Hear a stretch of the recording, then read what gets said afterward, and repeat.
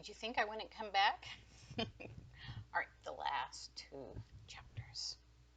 What do you think they did with all those pearls and rubies and diamonds?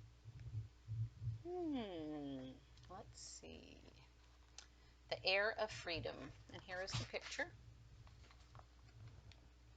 Look closely at the ground. Oh, and there's that black cat in the background.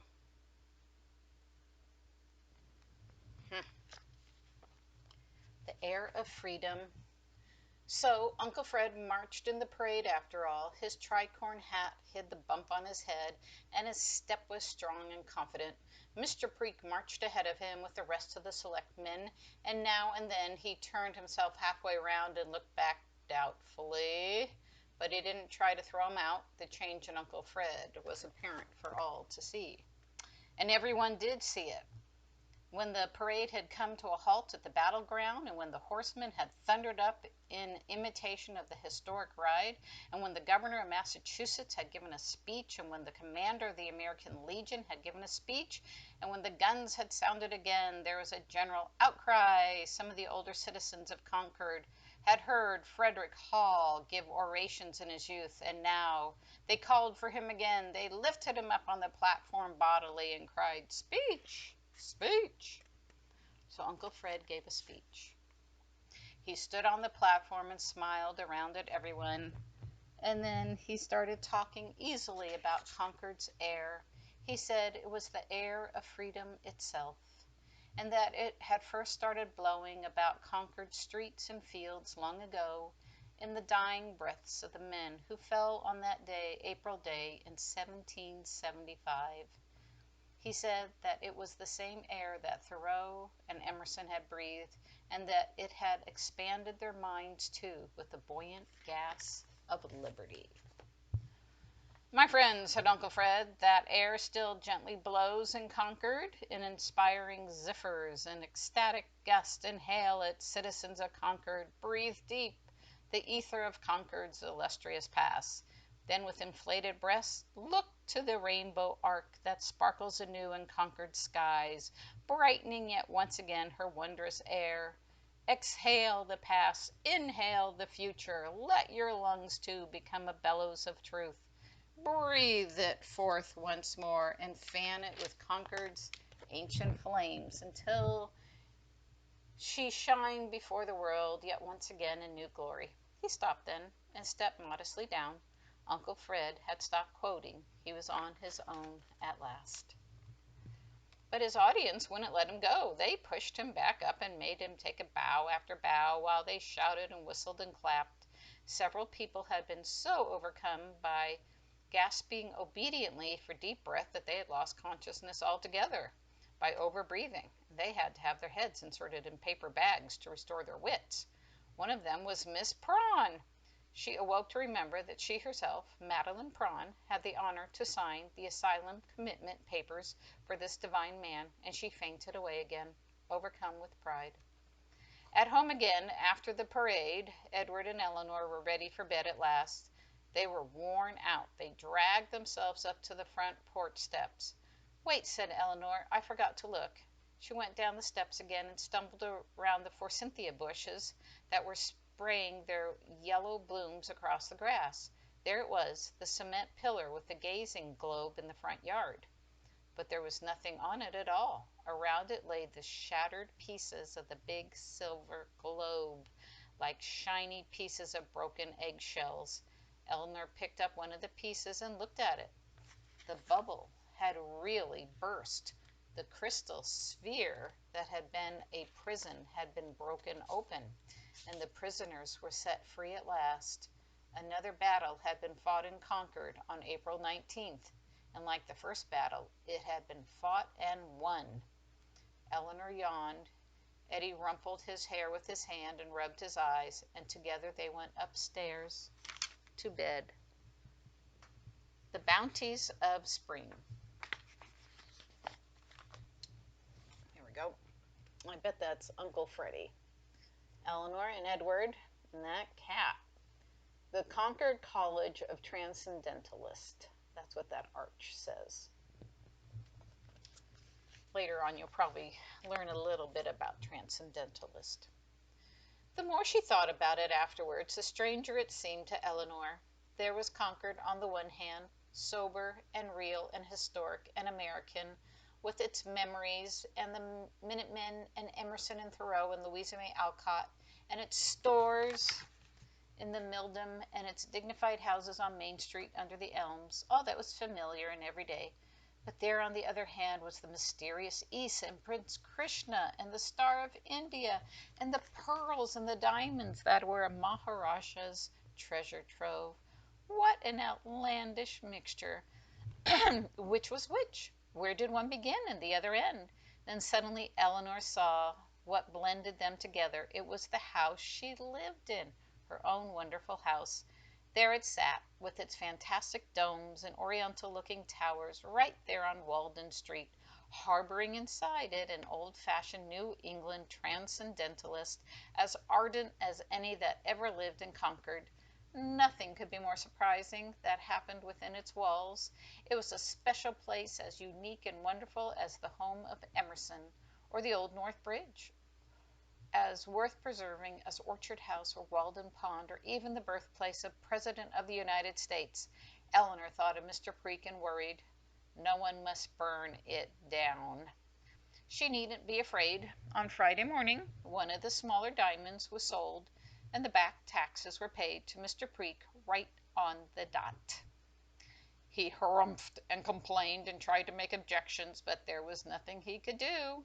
The money was all there, including the interest, and Aunt Lily's house was saved. And there was enough money left over to put in apple pie order for the wedding. Mr. LaRue was to repair the house and paint it. He came one day with a hammer and 100-pound keg of 8-penny nails and went to work on it, tapping loose shingles back into line, replacing broken clapboards and slats, and firming it all up once more. Then he brought over 25 gallons of white paint and started to slap it on. It took a long time. Edward helped him out. After school, he painted the railings of the front porch, dripping white splashes all over the bushes underneath. Everyone was busy. Ned was encamped in the Concord Library, preparing for the entrance examinations for Harvard College. Prince Krishna and Uncle Fred were hard at work collaborating on a new book. Prince Krishna was hurrying to finish his share as fast as he could because he had received some remarkable news. He had written to India to say he was alive and well and was coming back. But then there had been an urgent cable in reply, a long message that described the mysterious death of his uncle, the reigning Maharaja, and begged him return at once. His countrymen said the message awaited his arrival with relief and joy. Prince Krishna thought about it, talked it over with Fred, and worked on the book. They sat all day at a table in the parlor, writing it and reading paragraphs aloud to each other. In all the rest of the house, the three women folk were turning things upside down, spring cleaning. The dust flew, Nora swept, Aunt Lily scrubbed, and Eleanor polished, Mrs. Truth with brass polish. Aunt Lily looked around when they were all done. She stopped in the front hall. Mrs. Truth shone dull gold, and her star shone brightly on the new stair carpet. "Let's have the wedding right here," said Aunt Lily. But Eleanor had another marriage to arrange first. Among the wedding gifts which poured in upon Aunt Lily and Prince Krishna, there was one of the trustees from the Concord Library. It was a replacement for the bust of Louisa. The library had long possessed its twin, and one day the trustees got together, took it down from its pedestal, pulled it in a little wagon to the house on Walden Street. Eleanor opened the front door, took one look, and clapped her hands. Uncle Fred was there too. He slapped his hand to his forehead and said, "Oh, no!" But then he laughed. No longer did he forbid the match, and Eleanor lost no time in beginning again her monumental romance. Louisa's reincarnation looked just like new. It wasn't chipped at all. Henry proposed immediately. Louisa accepted graciously. Waldo united them, of course, and Uncle Fred himself ruefully gave the bride away. The other wedding, the flesh and blood wedding, was perfectly lovely. Aunt Lily was beautiful in the snowflake wedding dress. She descended the staircase, carrying a bouquet of apple blossoms from Uncle Freddie's tree. Prince Krishna stood below, looking up adoringly at his bride. Mrs. Truth's stars shone, and Aunt Lily's choirs sang wedding music in the background. For a minute, Timothy Shaw's heart felt like breaking, and then he saw Nora coming down the stairs behind the bride. She was wearing rose velvet and carrying white lilies, and Timothy felt much better. He went daringly up instead of down at the end of the song and brought out a soaring note that made Nora smile into her flowers. Eleanor wore a new pink dress with big pink pearl around her neck on a chain. Edward was a ring bearer. He carried the Star of India on a pillow, his face expressing suffering nobly borne. Trevor Nosdimore wouldn't be caught dead in a blue serge suit. Uncle Fred gave away his second bride in the course of a week, and Ned was the best man. Percival lent the wedding an air of pomp and glittering splendor, and Waldo, Henry, and Louisa looked on, giving the couple their venerable blessing. The wedding breakfast was held out of doors. It was a fine, fair, breezy day in May. Aunt Lily and Prince Krishna sat at the head of the table, with Aunt Lily's veil billowing out behind her in the warm wind. Uncle Fred stood up and proposed a toast. "To the bride and groom," he said. Everyone sipped his champagne while Uncle Fred recited scraps of poems by Emerson. "Wreaths for the May, for happy spring, today shall all her dowry bring, knowing well to celebrate with song and hue and star and state, with tender light and youthful cheer, the spousals of the new-born year." "The spousals," said Uncle Ned. "Hear, hear." "Now, Edward," said Uncle Fred, "if you'll just be the butler and pass around some more champagne, you'll fit right into the next verse." Eddie tugged obediently at the cork of the champagne bottle. It came out with a pop and flooded a burst of bubbling champagne all over his blue serge suit. Delighted, he licked off some of his sleeve and passed the bottle, while Uncle Fred went on with his poem. "Thou butler sweet, send the nectar round. The feet that slid so long on sleet are glad to feel the ground. Fill and saturate each kind with good according to its mind, and soft perfection of its plan, willow and violet, maiden and man." Eleanor looked wistfully at Aunt Lily. "When will you come back again from India?" she said.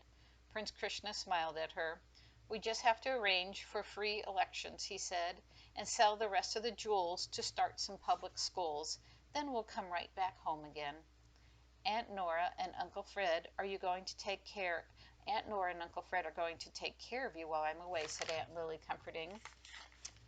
Nora squeezed Eleanor's hand. "Of course we are," she said. Timothy Shaw was sitting next to Nora. He looked at her earnestly. "If there's ever anything I can do to help," he said, "don't hesitate to call on me, and I'll come right over. Any time at all." "Aunt Lily," said Eddie, "what are you going to do with the Star of India? You're not going to sell that too?" "Oh, we're going to give it away," said Aunt Lily. "You are?" said Eddie in surprise. "To who?" "To an old temple I know of," said Prince Krishna, "an old temple that is very holy, where it will be safe forever." He looked around the table and smiled. "I'm afraid our pockets will be empty when we get back to Concord again." Aunt Lily laughed. "We'll have to live in the chicken coop after all." "Now, Lily," said Uncle Fred, "I have a plan. I finished up the new book in no time. And then you know what I want to do? Start a school right here in this house. Krishna can teach in it too when he gets back." "I would be proud to," said Prince Krishna. "What will our school be called?" "Oh," said Uncle Fred modestly, "I thought we might call it something straightforward and simple like Concord College of Transcendental Knowledge. I'll get Mr. LaRue to make a big sign and put it up over the front porch." Eddie stopped with a piece of wedding cake halfway to his mouth and figured it out. It was the best backwards English he had ever heard. He whispered it under his breath. Then he gulped down his cake and ran round the backyard, shouting it. Eleanor took up the cry. It sounded almost like a football cheer. "Drop, knock, drop, Elegrock, offo." Anyway, Egdel Wonk. I'll let you read it. So that is the title of the college backwards. Eddie did everything backwards. Benjamin Park had been invited to the wedding, and he had a ball in his pocket. He jumped up now and tossed it to Eddie. Eddie caught it and ran with it tucked under one arm. He had completely forgotten the wedding. He was Trevor Nosnivor, football hero. The game was tied, and there was only 10 seconds left to play. Eggdale wonk, Eggdale wonk. Rah, rah, rah, shouted Eleanor, jumping up and down, and just in time. As the last possible second, Eddie made a flying touchdown for Concord College in the vegetable garden, getting green stains all over the knees of his blue serge suit and grinding dirt into the wet front of his coat. The coffee came in paper cups. Uncle Fred stood up again and banged at the table with the sugar bowl. He had forgotten there were more of Emerson's poems about the spring and the air of May. Spring is strong and virtuous, broad sowing, cheerful, plenteous, so deep and large her bounties are, that one broad long midsummer day shall to the planet overpay the ravage of a year to year, and where it comes this corridor fleet, fans in all hearts expectant sweet, as if tomorrow should redeem the vanished rose of evening's dream. He sat down again amid applause. The wedding breakfast was over, and Aunt Lily and Prince Krishna and Ned and Nora and Eleanor and Edward and Uncle Fred walked off together to the railroad station. The bride and groom were going away.